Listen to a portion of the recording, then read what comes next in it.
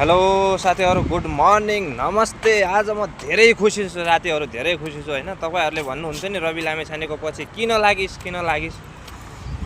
हैन।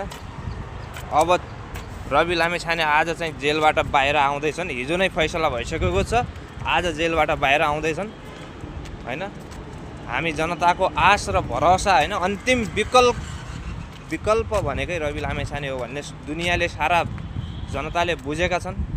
हो, केही नेताहरू पुराना पार्टीहरूमा पनि राम्रा छन्, नराम्रा छैनन् भन्ने हैन, तर काम गर्ने शैली परिवर्तन छ। रविको सोच र उनीहरूको सोच, रविले काम गर्ने कदम, काम गर्न थालेका कामहरू र उनीहरूले गर्ने कामहरूमा धेरै भिन्नता छ। पक्कै पनि अब देशले केही न केही हैन नयाँ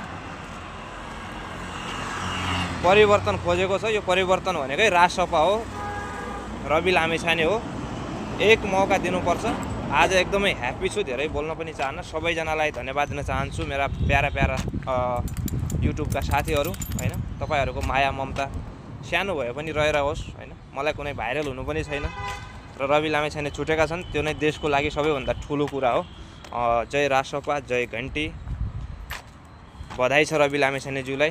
अब कार्य सफलताको कामना भन्न चाहन्छु। अब सबैतिर चारैतिर डङ्का पिट्नुपर्छ। यी धोतीहरूको धोतीलाई खुसालेर नाङ्गे झार बनाएर टुडी खेलमा लगेर एक गरेर प्रमाण सहित कोच्ने मौका भनेकै अब हो। अब कोच्नुपर्छ। पहिला जस्तो लाचार बनेर हैन, हातमा पावर आउँदै पनि यी पुरानाहरूले तपाईहरुलाई जसरी रोकेका थिए नि, अब त्यो कलम चाहिने नरोकियोस् हैन। तपाईको बोली रोकियोस्, कलम चाहिने नरोकियोस् भन्न चाहन्छु। जय राजसपा।